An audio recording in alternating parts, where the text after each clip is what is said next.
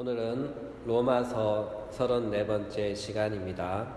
우리는 로마서 3장 24절부터 25절의 본문 가운데 24절에 그리스도 예수 안에 있는 속량을 통한 그리스도 예수의 구속에 관하여 말씀을 나누고 있습니다. 예수 그리스도가 이 세상에 오셔야만 했고 그리고 꼭 하셔야만 했던 사역이 있어요. 그것이 무엇인가 하면요, 바로 십자가 대속 사역입니다. 오늘은 우리의 구속에 있어서 예수님의 대속 사역인 십자가의 죽음을 어떻게 바라보고 어떻게 이해하는가에 대하여 초점을 맞춰 보도록 하겠습니다. 예수 그리스도의 십자가를 바라보는 관점에 따라 기독교 안에는 두 진영으로 양분되어 존립하고 있습니다. 십자가를 바라보는 관점과 이해는 우리의 신앙의 자리를 결정합니다. 우리가 위치한 신앙의 자리는 우리가 갖고 있는 신앙의 내용을 반영하는 것이므로 그 신앙의 내용은 곧 나의 신앙의 열매입니다. 여러분, 좋은 나무가 좋은 열매를 맺습니다. 좋은 열매는 하나님께 칭찬을 듣죠. 그러므로 오늘 모이신 여러분은 좋은 열매로 하나님께 영광 돌리고 칭찬 받으시길 축복합니다.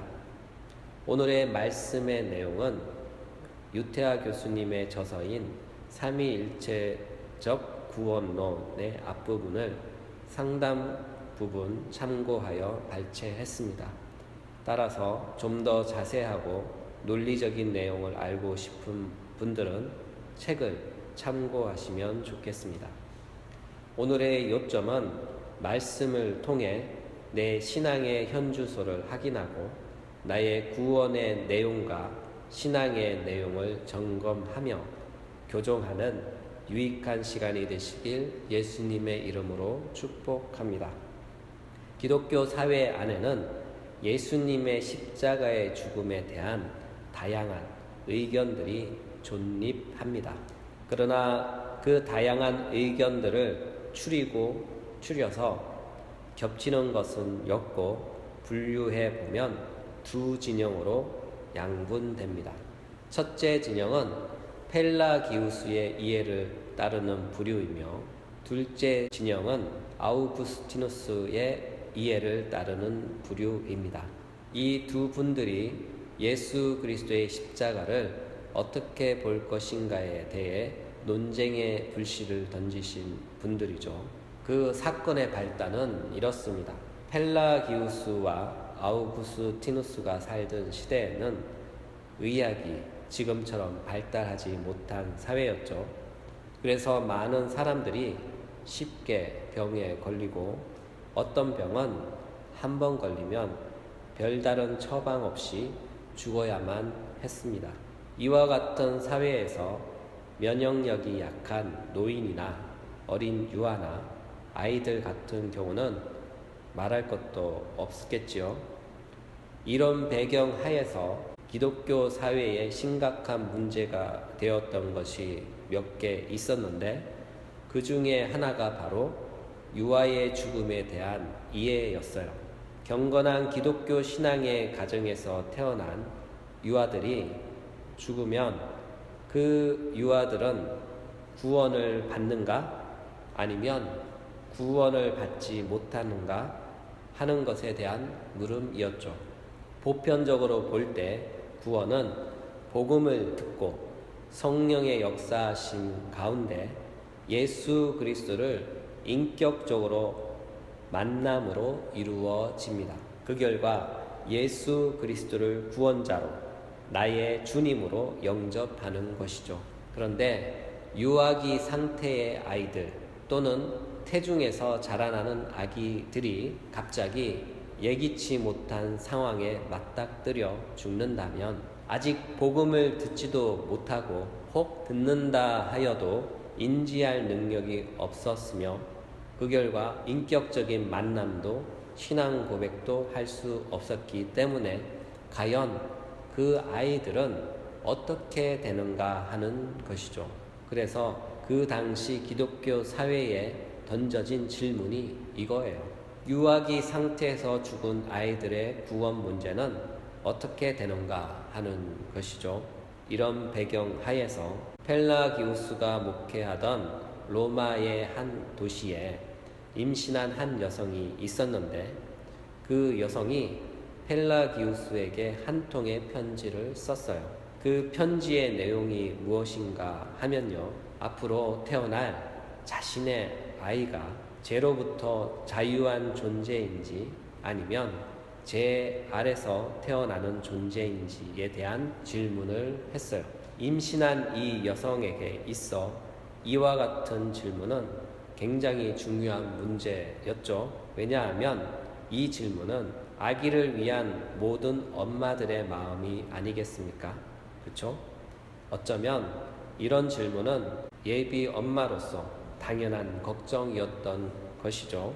오늘날을 보면요, 임신한 때부터 태어날 때까지, 또한 태어나서도 몇 년 동안 유아 일지 같은 것이 있어서 그때마다 체크하며 미리미리 예방 접종도 하고 그러던데요. 펠라기우스가 목회하던 당시에는 우리가 생각하는 환경과는 많이 다르겠죠. 그래서 아기가 혹여나 잘못되면 어떡하나 하는 엄마의 마음에서 당시 목회자였던 펠라기우스에게 편지를 썼어요. 이에 대해 펠라기우스는요, 예비 엄마에게 이렇게 답변했어요. 복중의 아기는 죄와 상관없이 있으며 또 그렇게 태어날 것입니다.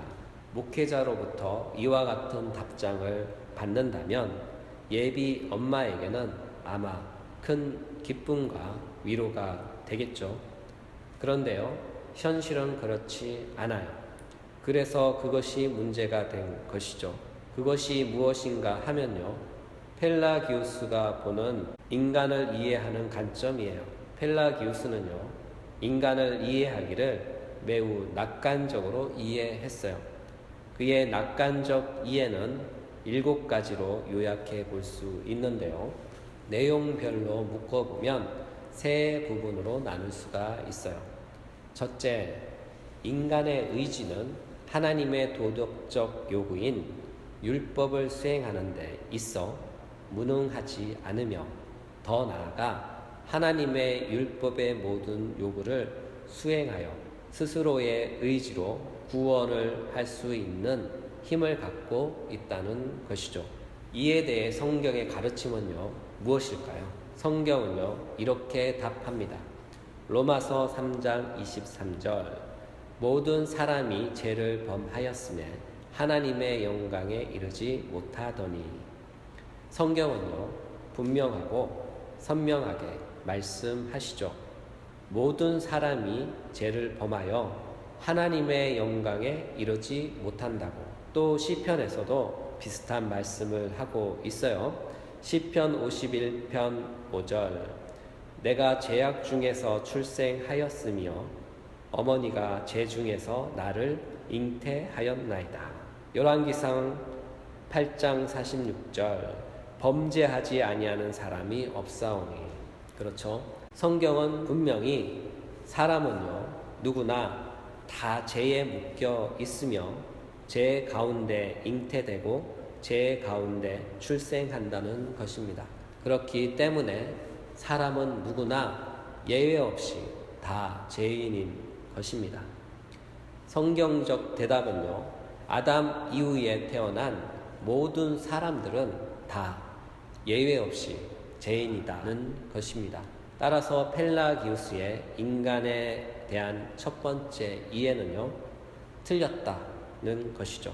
이어서 펠라기우스의 두 번째 이해와 세 번째, 네 번째 이해는 같은 것인데요, 인간의 의지는 아담의 타락으로부터 전혀 영향을 받지 않았으며, 따라서 인간은 아담이 창조한 상태와 동일한 조건 아래서 출생했으며, 비록 아담의 타락으로 아담이 우리에게 좋지 못한 사례를 남겼긴 했지만, 그러나 그렇다고 할지라도 아담의 죄가 우리에게 직접적으로 전가되거나 유전되지 않으며, 이와 같은 이유로 우리가 아담과 같은 선택을 하지 않는다면 우리는 아담과 같은 실패를 하지 않는다는 것입니다. 성경적 답은요, 당연히 노입니다. 성경은요, 분명하게 가르치고 있어요. 로마서 5장 12절, 한 사람으로 말미암아 죄가 세상에 들어오고 죄로 말미암아 사망이 들어왔나니, 모든 사람이 죄를 지었으므로 사망이 모든 사람에게 이르렀느니라. 이와 같이 성경은요, 분명히 아담의 타락이 모든 사람에게 영향을 미쳤다는 것입니다. 그 영향은요, 정가의 원리에 의해서입니다. 정가는요, 한 사람의 행위의 결과가 다른 사람에게 덧입혀지거나 떠넘겨지는 것을 뜻하는 것이에요. 쉽게 표현하면 연대 책임, 이런 것과 비슷한 것이지요. 그래서요, 정가의 작동 원리가 어떻게 되는가 하면요, 아담으로부터 직접 나의 할아버지, 아담으로부터 직접 나의 아버지, 아담으로부터 직접 나, 아담으로부터 직접 나의 아들, 딸에게 떠넘겨지는 것입니다. 그래서요, 정가의 작동 원리에 의해서 모든 사람은 다 죄인인 것입니다. 혹 어떤 분들은 이런 말씀들을 하셔요. 우리 아버지가 장로님이야, 우리 엄마가 교회 권사님이야, 또는 우리 아빠가 목사님이야. 여러분, 여러분의 부모님이, 남편이, 아내가, 자녀가 아무리 경건한 신앙인이라고 해도 그 사람은 그 사람의 신앙으로 그 자신만 구원받아요. 절대로 다른 사람의 신앙의 행위에 묻어가지 않아요. 하나님께는요, 모두 다 각각 한 사람이며 하나의 영혼이며 구원도 죄의 책임도 각각 한 사람 한 영혼의 책임입니다. 에스겔서 18장 2절부터 4절, 너희가 이스라엘 땅에 관한 속담에 이르기를 아버지가 신포도를 먹었으므로 그의 아들의 이가 시다고 하면 어찌 됨이냐. 주 여호와의 말씀이니라. 내가 나의 삶을 두고 맹세하노니 너희가 이스라엘 가운데에서 다시는 이 속담을 쓰지 못하게 되리라. 모든 영혼이 다 내게 속한지라. 아버지의 영혼이 내게 속함같이 그의 아들의 영혼도 내게 속하였나니 범죄하는 그 영혼은 죽으리라. 에스겔서 14장 14절, 비록 노아, 다니엘, 욥 이 세 사람이 거기에 있을지라도 그들은 자기의 공의로 자기의 생명만 건지리라. 그렇죠. 성경의 원리는 이것입니다. 정가의 원리입니다. 따라서 성경 안에 흐르는 정가의 작동 원리에 의해 나는 아담과 같은 죄를 짓진 않았지만 아담이 모든 인류를 대신하여 행한 대표 행위에 의해 아담의 그 행위의 책임을 함께 지게 된 것입니다. 그러므로 모든 사람은 아담의 죄의 책임과 죄의 오염으로부터 하나님과의 관계에서는 모두 다 예외 없이 죄인인 것입니다. 따라서 펠라기우스의 두 번째, 세 번째, 네 번째 이해도 결국 성경이 제시한 이해와 상반됩니다. 마지막으로 펠라기우스의 다섯 번째, 여섯 번째, 일곱 번째 질문을 살펴보면요, 내용은 이렇습니다.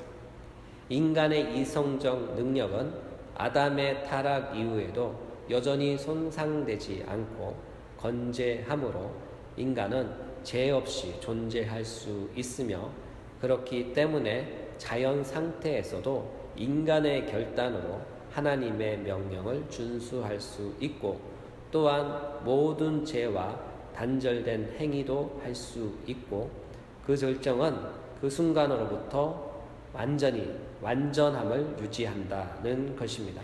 이에 대한 적절한 답은요, 아우구스티누스가 했어요. 아우구스티누스는 답하기를 우리의 첫 시조가 계명을 어기자마자 하나님의 은혜는 그들을 떠났으며 그들의 몸은 이전과는 동일한 상태였으나 그들은 이전에는 경험하지 못한 부끄러움을 느꼈고 불순종하는 육체를 새롭게 경험하게 되었다. 또 이어서 말하기를 영혼은 자유의지를 반역하고 하나님을 예배하지 않음으로써 육신을 주관하는 주도권을 상실하였다. 다시 말해서 하나님께 복종하였더라면 육체에 대한 지배권을 계속 유지할 수 있었겠지만 하나님께 불순종함으로써 육체는 성령을 거스리는 욕망을 품기 시작했으며 영혼은 더 이상 지킬 수 없게 된 것이다. 아우구스티누스에 따르면 타락한 인간의 의지는 더 이상 하나님을 예배하거나 육체의 소욕을 지배하지 못하는 상태에 처한 것이죠. 더욱이 타락하기 전의 자유의지는 분명 선과 악을 선택할 수 있었겠지만 아담이 타락한 이후 아담의 자유의지는 죄에게 종복당하여 선을 향한 의지는 상실되었고 오히려 죄에게 붙잡혀 죄의 노예가 되고 죄의 의지로 인해 도리어 악을 양산하는 상태에 빠져버린 것입니다. 여기에는 어린아이도 유아도 태중의 아이도 예외일 수는 없는 것이죠. 이것이 모든 사람의 상태인 것입니다. 펠라기우스가 주장하는 인간의 이해 안에서의 인간은요, 아담만 죄로 오염되었고 아담 이후의 자손들은 아담과 동일한 조건과 상태이기 때문에 자신의 의지로 선과 악을 결단하고 실행하여 스스로의 힘으로 구원에 도달할 수 있는 존재라는 것이죠. 이와 같은 맥락에서 펠라기우스가 이해한 예수 그리스도의 십자가는 무엇인가 하면요, 펠라기우스에 있어서 예수 그리스도의 십자가는 하나의 도덕적인 모범입니다.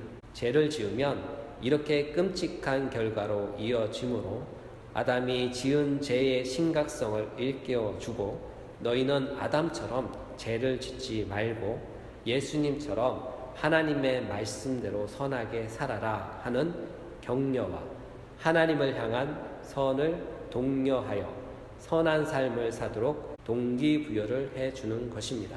따라서 예수님의 사역은 인간들이 아담과 같은 죄를 짓지 않고 하나님의 요구인 말씀에 준행하도록 하는 선의 동기부여를 하는 것이며 또한 하나님의 의를 준행하는 자는 의로우신 하나님께 인정받고 자신의 삶에 상응하는 상급을 받는다는 것이죠. 이것이 바로 펠라기우스의 생각입니다. 이와 같은 생각은 주후 417년부터 418년에 있었던 카르타고 공의회에서 정죄를 받았어요. 하지만 펠라기우스를 추종하는 자들에 의해 나중에 그의 추종자들이 득세하여 기독교 사회 안에서 한 자리를 차지하게 되었죠. 이와 같은 펠라기우스의 사상은 반펠라기우스주의로 순환되어 존립했고 마침내 토마스 아퀴나스의 신학의 옷을 입고 나타났어요. 결국 이들의 요점은요, 인간은 선하다, 따라서 자력 구원이 가능하다입니다. 다시 말해서 내가 나의 자유의지로 나의 구원을 스스로 선택하여 구원할 수 있고 아담처럼 타락할 수도 있다는 것이죠. 여러분, 이와 같은 이해는 성경의 가르침과 거리가 멀어도 너무나 멀다는 것을 기억하십시오. 반면 아우구스티누스의 생각을 따르는 진영이 있습니다. 아우구스티누스는요, 어떤 생각을 했나 하면요, 인간은 자신의 구원에 있어 전적으로 무능한 존재로 이해했어요. 아담의 타락으로 인해 인간의 자유의지는 상실했고 결국 하나님이 원하시는 선을 향하여 다가갈 수 없었던 것이죠. 따라서 선을 행하려면 성령을 통하여 베풀어지는 그리스도 안에서의 중생의 은혜가 필요한 것이죠. 그래서 아우구스티누스는 이렇게 생각했어요. 타락한 인간에게는 전적으로 하나님의 은혜가 필요하다. 타락한 인간에게는 전적으로 하나님의 은혜가 필요하다. 다시 말해서 하나님의 돕는 은혜가 없다면 인간의 자유의지는 자발적으로 돌이켜 하나님을 향하여 나아갈 수 없다는 것이죠. 이렇게 인간의 자유의지를 돕는 은혜는 단 하나 예수 그리스도로 인하여 주어지는 것입니다. 성령의 새로운 창조 사역인 중생을 통하여 회복된 인간 의지는 성령의 인도하심과 이끄심을 통해 하나님과 이웃을 향한 선한 삶을 실천할 수 있으며 이것은 인간의 공로가 아니라 하나님의 은혜의 결과라는 것이죠. 따라서 자신의 구원에 있어 전적으로 무능한 존재를 위해 죄의 책임과 죄의 오염을 씻어줄 예수 그리스도의 십자가는 필연적으로 반드시 죄인을 위해 요청되는 것입니다. 그러므로 아우구스티누스의 이해에 있어서 예수 그리스도의 십자가는 반드시 필요한 필연적 사건인 것이죠. 말씀을 요약 정리하겠습니다. 기독교 사회 안에는요, 두 진영이 있는데 펠라기우스의 뿌리를 두고 자력 구원을 지지하는 진영과 아우구스티누스의 뿌리를 두고 하나님의 은혜를 통한 구원을 지지하는 진영이 있습니다. 우리는요, 크게 볼 때 이 둘 중 어느 한 자리에 자리 잡고 있어요. 그렇죠? 여러분이 생각하기에 나는 어느 진영에 속해 있는 것 같습니까?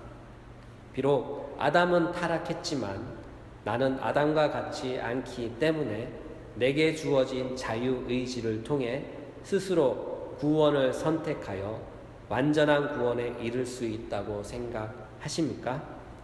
아니면 아담 이후의 모든 인간은 죄로 인해 자유의지는 오염되었고 그 결과 자신의 구원에 관하여는 전적으로 무능하며 하나님의 은혜가 아니면 도저히 구원에 이를 수 없는 존재라고 생각하십니까? 여러분, 성경은 분명히 말씀합니다. 모든 사람이 죄를 범하였음에 하나님의 영광에 이르지 못하며 그 결과 율법 외에 다른 방식으로 우리에게 구원 주시기로 작정하셨는데 그 다른 방식은요, 바로 하나님의 은혜라는 방식입니다. 로마서 3장 21절, 이제는 율법 외에 하나님의 한 의가 나타났으니. 여러분, 율법 외에 하나님의 한 의가 바로 예수 그리스도를 통하여 구원에 이르는 십자가의 은혜의 길이라는 것을 믿으시기 바랍니다. 그래서 오늘 본문은요, 이렇게 말씀합니다. 로마서 3장 24절부터 25절, 그리스도 예수 안에 있는 속량으로 말미암아 하나님의 은혜로 값없이 의롭다 하심을 얻은 자 되었느니라. 이 예수를 하나님이 그의 피로써 믿음으로 말미암는 화목 제물로 세우셨으니 이는 하나님께서 길이 참으시는 중에 전에 지은 죄를 간과하심으로 자기의 의로우심을 나타내려 하심이니. 사랑하는 여러분, 이와 같이 놀랍고 경이로운 은혜의 말씀에 귀를 기울이고 믿음의 닻을 마음에 내리시길 예수님의 이름으로 부탁드립니다. 예수님은요, 이 일을 위해 이 땅에 오셨고 갈보리 언덕의 십자가에서 우리를 위하여, 우리의 구속을 위하여 우리를 대신하여 죽으셨습니다. 이와 같은 이유로 우리의 구속은요, 전적으로 예수 그리스도와 그의 십자가 안에서 발생한 일입니다. 사랑하는 여러분, 이 세상에 존재하는 모든 기독교는 예수 그리스도와 그의 십자가를 떠나서는 기독교로 존재할 수가 없는 것입니다. 우리에게 주어진 유일한 구원의 길은 예수 그리스도의 십자가를 통한 구속밖에 없는 줄 믿으시기 바랍니다.